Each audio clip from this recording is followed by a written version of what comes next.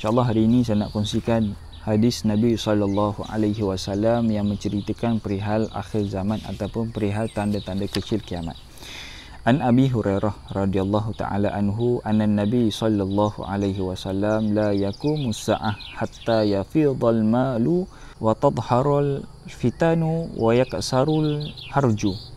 Kata Nabi sallallahu alaihi wasallam daripada Abu Hurairah. Beliau Nabi sallallahu alaihi wasallam berkata, hari kiamat tidak akan terjadi sehinggakan harta benda melimpah ruah dan timbul fitnah ujian kepada keimanan. Dan banyaknya al-harsh. Sahabat tanya kepada Nabi, "Ya Rasulullah, apakah itu al-harsh? Siapakah itu al-harsh?" Maka jawab Nabi, al-harsh itu adalah al-qatlu salasan. Peperangan demi peperangan demi peperangan. Riwayat Ibnu Majah. Maka kita tengok dalam hadis Nabi SAW, hari kiamat tidak akan berlaku sehinggakan harta melimpah ruah. Kita tengok pada hari ini ramai orang dalam kalangan kita, jutawan, ramai yang jutawan. Seperti mana kata Nabi membuktikan kebenaran sabdaan Nabi SAW. Harta benda melimpah ruah, banyaknya alat moden yang dihasilkan oleh teknologi barat dan teknologi timur. Tengok pandang ke timur, pandang ke barat dan sebagainya. Bila mana orang Islam ataupun orang bukan Islam berlumba-lumba nak menunjukkan kemahiran mereka, maka akan banyak orang yang membeli.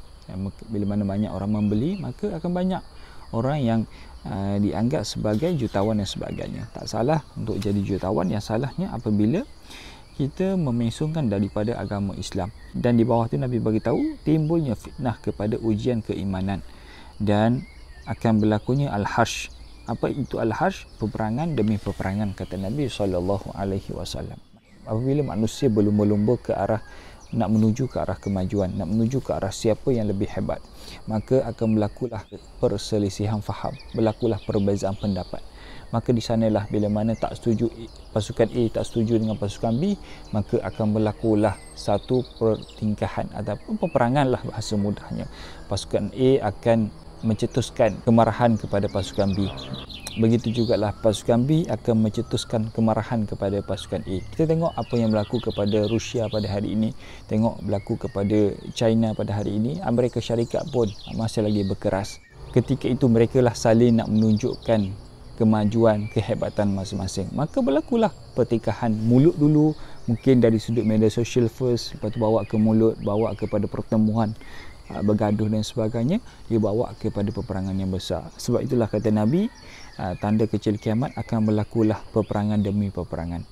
Al-qatlu dan al-qatlu salasan. Berlakulah peperangan demi peperangan demi peperangan. Peperangan itu benda perkara yang luar kawalan. Sebab orang yang mengawal peperangan itu adalah orang atasan. Sebab itulah penting untuk kita memilih siapa orang atasan kita. Sebab itulah penting bila mana pilihan raya. Sebab itulah ada ulama kata pilihan raya itu wajib. Sebab kita memilih siapa pimpinan kita, memilih siapakah ketua kita. Yang kata tak apa, tak pilihan raya. Tidak. Kalau ada masyarakat, ada tidak boleh diizinkan untuk pergi kepada pilihan raya, itu dimaafkan. Sebab itulah di zaman Nabi SAW, ketika mana Nabi dah wafat, apa perkara pertama yang para sahabat buat? Iaitu memilih siapakah berganti Nabi. Padahal jenazah Nabi masih lagi berada di rumahnya. Belum lagi dipersiapkan untuk dikuburkan. Belum lagi, masih lagi dimandikan, dikafankan dan sebagainya. Masih ada lagi jenazah Nabi SAW. Tapi tak kala ketika mana para sahabat tahu yang Nabi telah wafat, mereka sedih, nombor satu. Nombor dua, mereka bergegas untuk mencari siapakah pengganti Nabi SAW. Sebab itu di antara perkara yang penting, bagaimana nak membawa satu kerajaan Islam ke arah yang mana.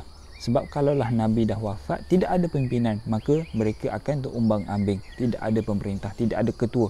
Nak bawa kerajaan Islam ke arah mana. Sebab itulah penting. Kita tengok bagaimana kerajaan Osmaniyah, kerajaan Abbasiyah, kerajaan Osmaniyah, bagaimana mereka membawa satu kerajaan Islam sampaikan 2/3 dunia mereka takluk.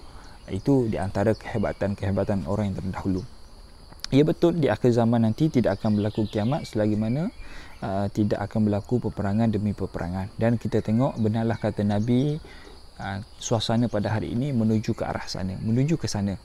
Mana masing-masing nak menunjukkan kehebatan masing-masing nak cuba cetuskan peperangan. Siapa yang mulakan dulu, maka di sanalah akan berlaku pasukan A, B, C dan D dan sebagainya. Sebab masing-masing ada nuklear, masing-masing nak menunjukkan mereka nak membina nuklear masing-masing, supaya bila mana ada pasukan A sampai satu tahap menguji kesabaran mereka, maka serang-serang dan sebagainya.